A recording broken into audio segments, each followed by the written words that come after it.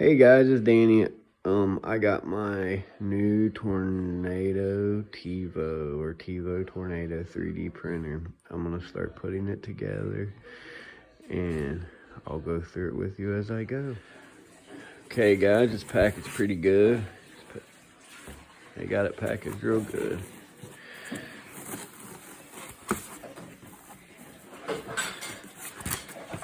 And that's a nice assembly manual. That's the owner's manual, nice colored one. It come with the printer and it's packaged real well, so that's one good thing. Some of the boxes you get are pretty damaged. This one ain't too bad. Okay, right here is the part where all the business, the LCD screen and stuff is. It's a big box, so I'll get that hooked up in a few minutes. As you can see, it's packaged quite nice. Here's the all the tubing and the equipment I'm gonna need to put it together. So that can go over here by the LCD screen and in the power box right there. And I'm gonna dig in here and try to get this out carefully without pulling any wires out or breaking any parts. Okay, I got the top part out. It was hard to get out. Just try to be careful with it. I was trying to be as careful as possible because that's the business end. So just try to be careful with that. Set it over to the side. It's pretty big. It's a lot bigger than my Ender 3. And there's the new glass bed. It's the type that it's got that ceramic glass. Oh, it's cold. It's cold here in Ohio. It's cold on there. But it's the new glass bed. This is the whole bottom part. So I'm gonna start getting ready to assemble it. Give me a few minutes and I'll get everything together. Okay guys, I already ran into a problem. The screws are loose on this, as you can see. They're sticking out. So I had to take it and pull this part here on the bed out, because you don't want to do that later. It'll be a nightmare to try to do that when it's already put together and you're already trying to print with it. So your best bet is to go ahead and unhook these screws, pull it out. Now it's got some tension on the belt. Before it was dangling. And then just go ahead and tighten them back up. I got a bag of the springs. This is the springs for your bed that level your bed, the bed leveling springs and the nuts. And I ordered an upgraded part to those to the handles, the knobs. So I ordered those. Or you can make them. They're on Thingiverse. There's a G code on Thingiverse. Here is this part goes on this part here.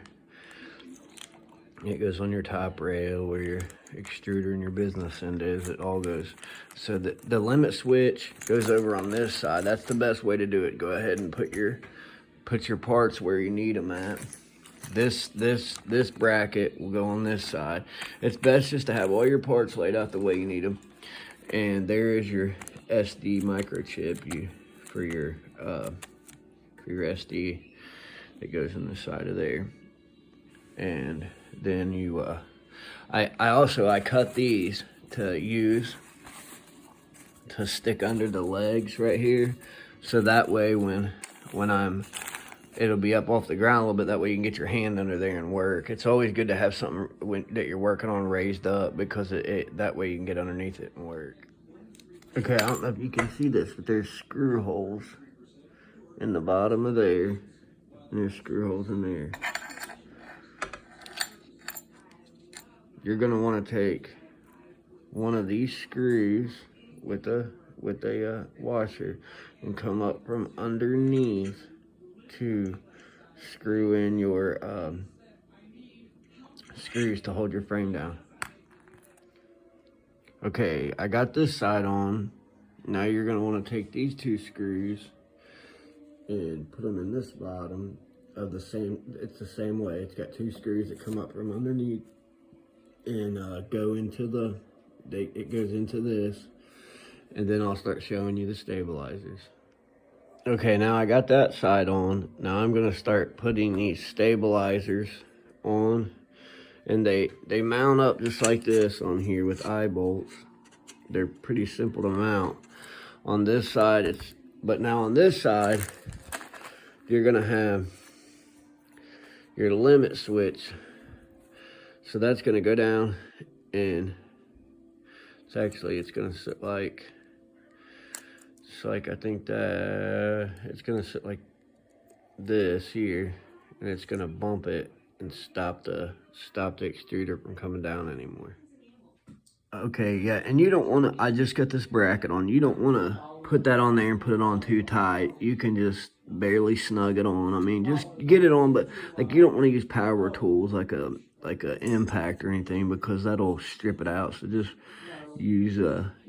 just snug it tight, and then when you think it's a little tight, try to snug it a little more. But you don't have to wrench on it or nothing and break it. They'll lock into place for you, and T-bolts will. Once you get your limit switch attached, you don't want it up too high and you don't want it down too low. It's got to sit just perfect, because if you got it down too low, it'll rub on your bed. Your hot end will rub on your bed.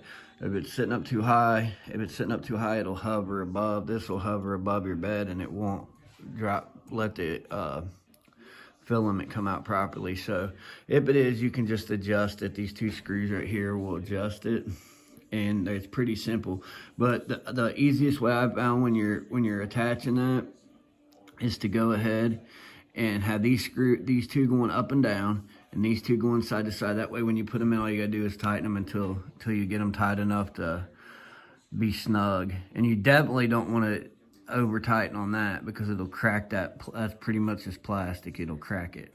Okay guys, on this one, it's got the glass bed. It's not the old green bed. So what you want to do is, and I watched on another guy's video the other day, you want to take it and put foam under it. Now I haven't, but you want to put foam on it, because you don't want that poking through your insulation on the bottom, the screws, until you're done, because the springs will keep it up off of that. So, and that's your heater. So you definitely want to put some foam underneath it. And you want to take these springs and one of these screws and run the screw through the spring up into the bed, the holes right here. And I'll show you when I'm done what it looks like. Your springs in installed just like that. Your screws I left them sticking up so you could see they run through the top of the bed down. And then you're gonna want to take your bolt here and attach it to the bottom and snug it up pretty tight. Okay, now I got the bolts on, so you can see that's how your assembly's supposed to set up right there. It's got a real nice shiny glass bed. You can see the ceiling fan in it. It's really nice. This is a nice printer. This is a very, very nice printer. And it's fully assembled. Now I'm gonna start working on the wires, so bear with me, and I'll get the wires hooked up, get all the extruder and everything hooked up. This is the bed. This heats the bed, and this is a male. It's got a male holes right there. All you do is take the male part and rotate it until it fits in. Do not force it in, it will break the pins off. Then you want to take, this is a female part. You want to take the female part and push it in here. Rotate until you're done, until it fits. Do not push, you will break these pins in here. Whatever you do, do not push those. Okay, once you got it on there, it's gonna look just like that. And they fit in there perfect. You can kind of look at the ends, and these twist right here, so you can just twist them tight, and they'll stay on there and won't move. But you don't have to force them. If you try to force them, it'll mess up. And I don't like these cords back here. These seem like they're dangerous. I'm gonna try to find a sleeve to put on these on Amazon.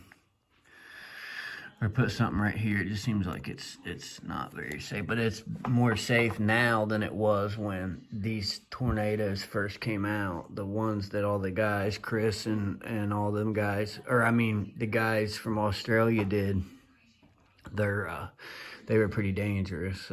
They did safeten it up some. I think this is the 2018 model, so let me finish putting the wires in, and we'll get her turned on.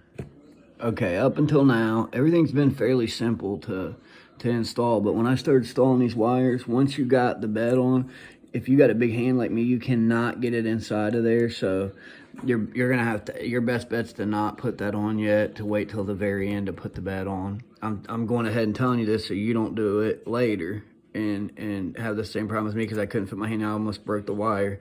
And the little, they had green tags on these labeling them. Now they got these little yellow things, these little yellow tags, and they're right in the way. They're I mean, literally right in the way. It's actually annoying. Like, I was starting to get mad about it. So yeah, just try to be careful, because these parts are delicate in here. It's a circuit board. I still don't even know if I got it flipped around right. I hope I do. If not, I'll have to flip it back around.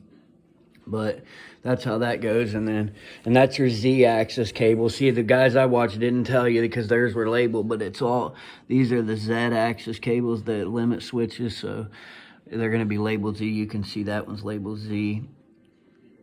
Okay, guys, I'm not a fan of this wiring system they have at all. It is definitely not like the wiring system on the Ender. Your Y-axis is right here, and then your other one is, if you can see, is down there. It's 2 to a cord, so you can't mess it up. It's just 2 wires on a cord. Then you got your Z-axis, which controls these right here. There's one there on your stepper motor that your screws on, and then there's one right there. They're both Z, so you can't really mess that up. Or it shouldn't mess it up. Just be careful, because that's a hard bit. You can't hardly get your hand in there. And then your X cable goes in here, right there. I don't even know if mine's in good. My fingers are so big I couldn't fit it in there real good. And then your extruder motor's right there. It's labeled E. And then up underneath here, there's one.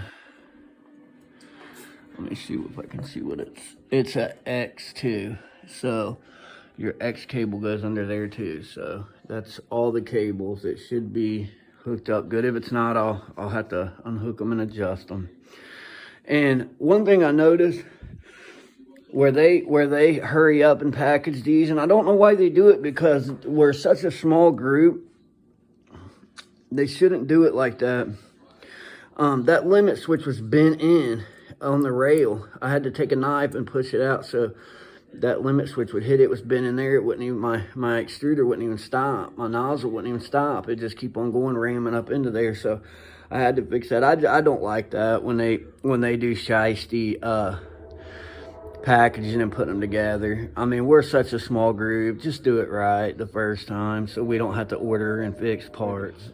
Okay, I got an extension cord. Let's get her plugged up. I'm at my kitchen table. I got to move it out to my workshop, but I just wanted to plug it up and see how she worked. Okay, it's on. So that's good.